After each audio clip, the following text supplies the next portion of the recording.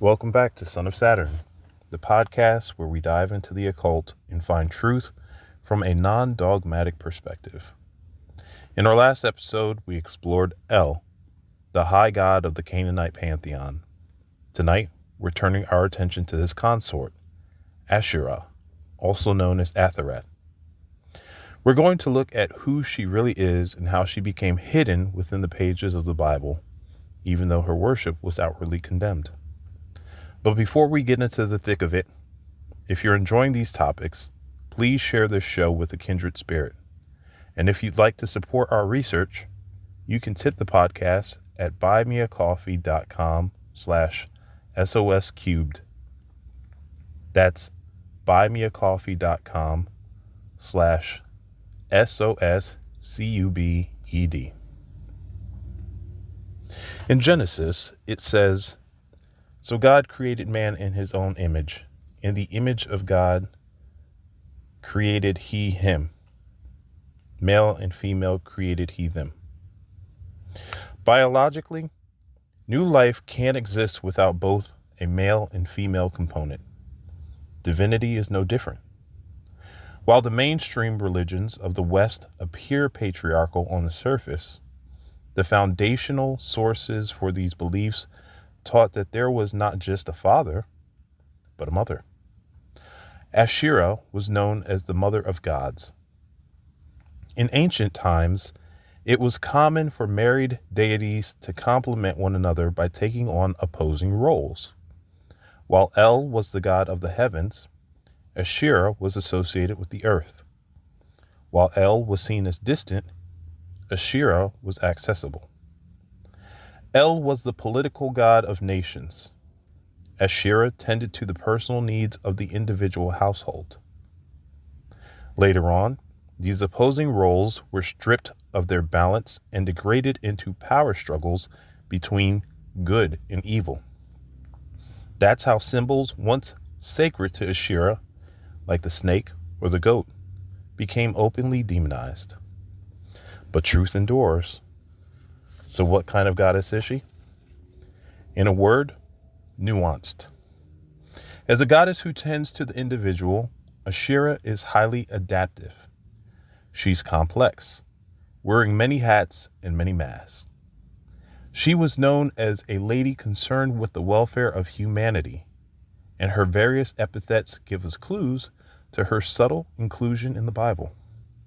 For instance, Asherah is known as the great lady Eve the goddess and the mother of all gods. In Genesis, the first woman is named Eve and called the mother of all living.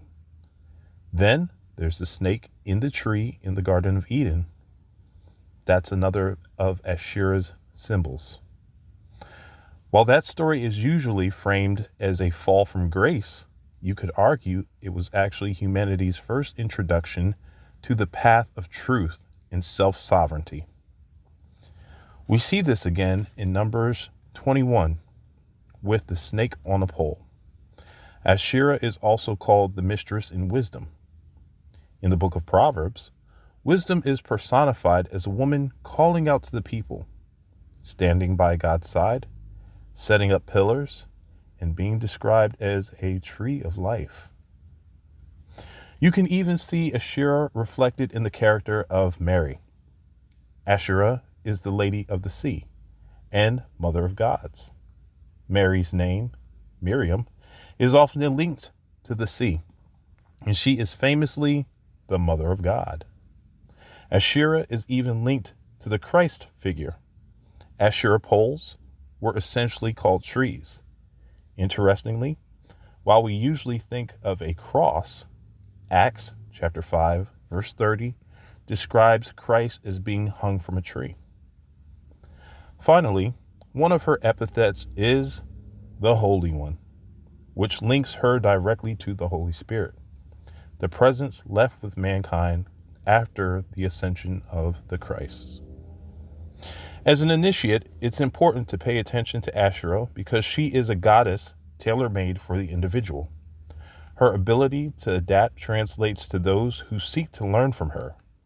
She is a healer, a protector, and most importantly, a provider of stability and self-sovereignty. If you're seeking her aid, you can use these symbols, the tree, the snake, the pole, on your personal altar. You can visualize them during meditation or right before you go to sleep. And when all else fails, simply call out to her in earnest. If you enjoyed this episode, be sure to check out our previous entries. And if you have experiences with any of the deities we've discussed, I'd love to hear them. Email us at soscubed@gmail.com. That's soscubed@gmail.com. Thanks for listening.